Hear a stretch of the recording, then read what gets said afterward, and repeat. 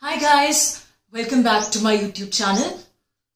So today I'm going to talk about the first novel of my favorite author, that is Ruskin Bond. And I'm going to talk about The Room on the Roof by Ruskin Bond, which is known to be Ruskin Bond's first novel. And I'm very lucky to have been gifted a copy of The Room on the Roof by Mr. Bond himself. And so I am lucky indeed to get a signed copy of The Room on the Roof by Ruskin Bond. Mr. Ruskin Bond wrote the novel when he was 17, so he was himself a teenager when he wrote the novel. And the novel itself is about a teenage boy called Rusty, because The Room on the Roof is based in the city of Dehradun, known as Dehra in the novel. So the protagonist Rusty, who spends a lot of time in Dehradun. In fact, Dehra is the setting of the novel The Room on the Roof. So Rusty is basically an orphan, and he's an Anglo-Indian. Rusty is an Anglo-Indian child, and he's being brought up by his English guardian.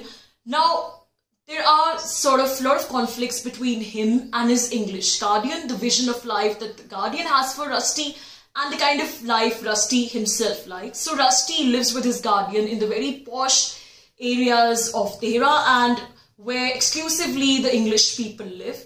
And this is, by the way, set in post-independence India, just after India had gained independence. So Rusty lives in these very posh areas of Dehra, that is Dehradun, and his guardian wants to bring him up in a very sort of, let's say, highbrow, very sort of elite, sophisticated, typical English fashion. But Rusty is more attracted to the Indian way of life, and his guardian also happens to be racist. He doesn't want Rusty to socialize with the local Indian boys. He doesn't want Rusty to visit the bazaar. Now, the bazaar is a site where the Indians live, and those Indians whom the guardian thinks that they're dirty and they don't have any manners, they're uncivilized. So the guardian doesn't want Rusty to socialize with the Indians. So there's conflict between Rusty and the guardian and Rusty, although he's scared of his guardian a lot because the guardian also beats him up with a cane. But Rusty rebels, and his first point of rebellion is when he actually decides to go to the bazaar, and there he meets a bunch of guys and who drop him home on a bicycle. So this is the first point of rebellion of Rusty, and he meets his lifelong friends there. So there's a guy called Somi, and then there's Ranveer, then there's a guy called Suri. So he meets these three of them, and they all become very good friends, boys around Rusty's age. So Rusty's guardian comes to sort of know this, and he gets angry and beats him up again. Now, this sort of violence which is inflicted on this child, this teenager, it kind of incites Rusty to commit even a greater rebellion. And when he's invited to play Holi by his friends, he makes a transgression, and early in the morning he disappears into the bazaar and goes to play Holi with his friends. And that becomes then a point of sort of the final sort of point of, we can say, disagreement between him and his guardian. And he finally decides to leave his guardian's house, and his friends help him. Then they give him shelter, food, and they also help him find job as an English teacher for a boy called Kishan. Kishan is younger to Rusty. So then Rusty starts living in Kishan's house, and Kishan's parents give him food and accommodation. And it's there that he gets a room on the roof, and that's where the name of the novel, we come to the title name of the novel, The Room on the Roof. There is so much of rebellion, literally seething, bursting from the pages of The Room on the Roof. And it is, of course, regarded as a novel for children. But I think it works way beyond a children's novel.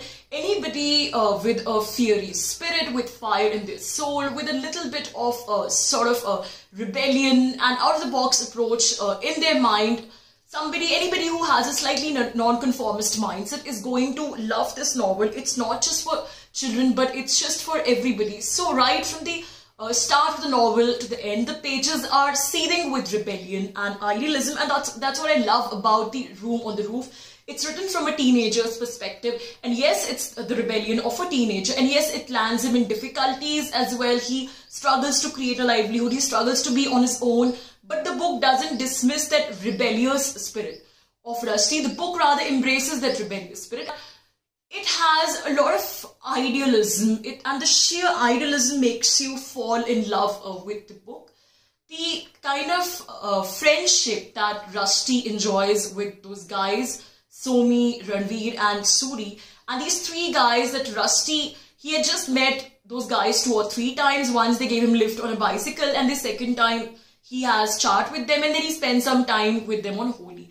This is the only just imagine, only 3 times he's met these guys, and they become such good friends of him that it is on the basis of the faith that he has in his friends, he completely leaves his house. He just thinks that they will give him shelter whatsoever, and they don't break his sort of that faith also. They completely live up to his expectations. I love the way The Room on the Roof idolizes a friendship, and it is the kind of friendship, I think, which is long lost. Now, we don't find that kind of pure idealistic conception of friendship in works anymore. The third thing I want to talk about, which I absolutely loved about the book, is that The Room on the Roof does talk about a lot about Indian culture, the way it portrays the Indian bazaars, the sights, sounds, smells.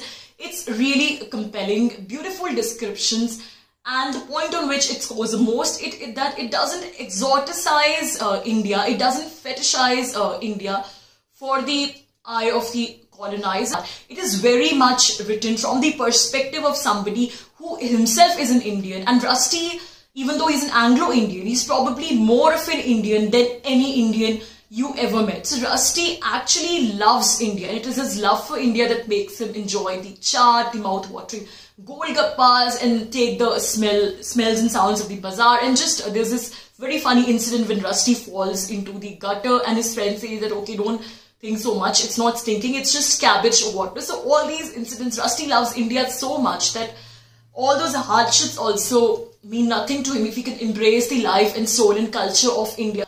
Although it's regarded as children's literature, but it touches on a lot of topics which are considered perhaps taboo for children's literature, and it deals with these topics so honestly, so candidly, that you do not think, even a person who is conservative-minded, who is reading them, would not think anything wrong about these things. For example, the whole thing of Rusty falling in love with Kishan's mother, the mother of the guy in whose house he stays, Mrs. Kapoor, who is Meena Kapoor, who is considerably younger to Mr. Kapoor, but obviously Rusty is still 16 or 17, so even if she's younger to her husband, she must be a great deal older to Rusty.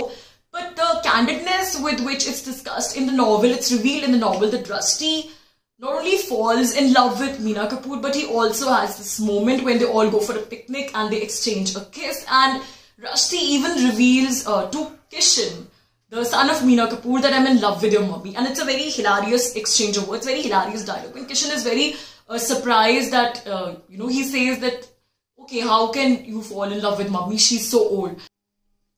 Most beautiful thing about The Room on the Roof is, of course, the title itself, The Room on the Roof. And you would be surprised to know, if you haven't read the book, that the room where Rusty stays, the room is the room on the roof. And in that room, there is no electricity, there is no water, and there is no light. There is this hilarious exchange between Rusty and the landlady Meena Kapoor, who, when he asks her about the room, how is the room, and she tells him, oh, it's a very nice room, but of course there is no toilet, there is no electricity, there is no water. So you can imagine living in a room which is no toilet, electricity, water. Now this was of course a long time back, post-independence India, but I think now you cannot even imagine living in such a room. But even that time, you must be thinking, what will Rusty or what will anybody do in such a room? But Rusty loves the room.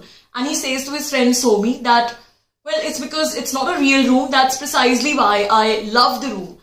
And that is the magical thing about The Room on the Roof. The Room on the Roof is a metaphor for the kind of space, for the kind of individual space that any creative person needs. And it's a metaphor for creativity. It's a metaphor for, the kind of space that any creative person needs. And Rusty, ironically, Rusty had all the comforts in the house of his guardian. He was living in such a massive luxurious bungalow, but he prefers to live in the room on the roof because Rusty is imaginative and he wants to become a writer, and there's just a window from which he can have a view of the nature. So the room on the roof is this creative dense. So the concept of a creative person or a teenager or a child, anybody who has a creative and a fiery spirit, them needing a personal space of their own, is explored very beautifully. That's it for today, guys. Thank you so much for listening. And please do subscribe to my YouTube channel if you haven't yet. And please don't forget to press the bell icon on the top right hand corner so that you can get regular notifications and updates on the forthcoming videos. Also, very quickly, I'd like to tell you that my new poetry collection, I Like a Bit of the Mood, which is being published by Red River, is available on Amazon now. The link is there in the description section if you're interested. Thank you so much.